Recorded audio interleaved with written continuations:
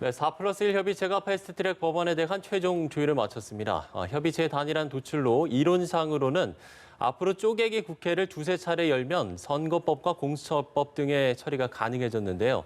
한국당은 강력 반발하는 상황입니다. 네, 국회 연결해 보겠습니다. 박현우 기자. 네, 석패율제 도입을 둘러싼 이견으로 소강 상태에 빠지는 듯했던 4+1 협의체의 선거법 협상이 최종적으로 타결됐습니다. 민주당을 제외한 이른바 3+1 세력이 석패율제 도입을 포기하기로 하면서 4+1 협의체의 단일안이 최종적으로 도출된 건데요. 협의체는 오전 원내대표급 회동을 통해 이를 확정했습니다. 단일안의 내용은 석패율제 제외를 포함해 지역구 253석의 비례대표 47석으로 의석수를 현행대로 유지하고 정당 득표율의 연동률은 50%, 연동률 적용 의석수는 30석으로 제한하는 내용을 담고 있습니다. 협의체는 또 공수처법과 관련해서는 공수처의 기소 판단을 심의하는 기소심의위원회를 따로 두지 않고 공수처장은 추천위 위원 7명 중 6명의 찬성으로 2명을 추천하고 대통령이 그중 1명을 택하는 안에 합의한 것으로 알려졌습니다. 4+1 협의체가 합의한 선거법과 공수처법은 이제 본회의 표결만 남겨두고 있는 셈입니다. 협의체는 앞서 예산안 처리 과정에서 그 위력을 과시한 바 있죠. 본회의가 열려 표결에 들어간다면 때문에 무리 없이 법안들을 통과시킬 수 있을 것으로 보입니다.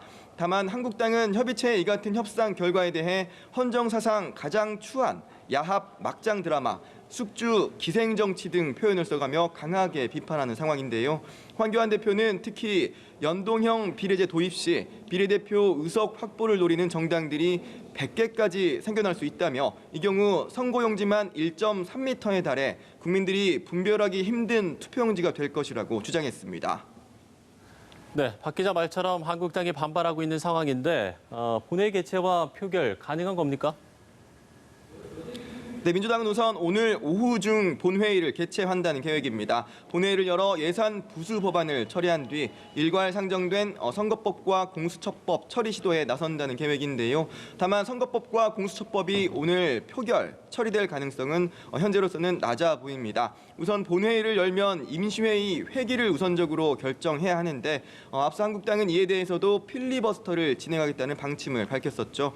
실제 필리버스터가 이루어진다면 그 이후 절차가 순조롭게 진행되지 못할 가능성이 큽니다. 또 회기에 대한 필리버스터 논란이 종식되더라도 선거법과 공수처법에 대한 표결이 이루어지기 전에 한국당은 이들 법안에 대해서 필리버스터를 진행할 것으로 보입니다. 때문에 오늘 본회의가 열리더라도 표결이 이루어지지 못한 채 임시회의의 회기가 끝날 때까지 필리버스터가 진행될 가능성이 있는데요. 일각에서는 한국당 의원들이 본회의장 출입문을 봉쇄할 가능성도 제기되는 상황입니다. 지금까지 국회에서 연합뉴스 TV 박현우입니다.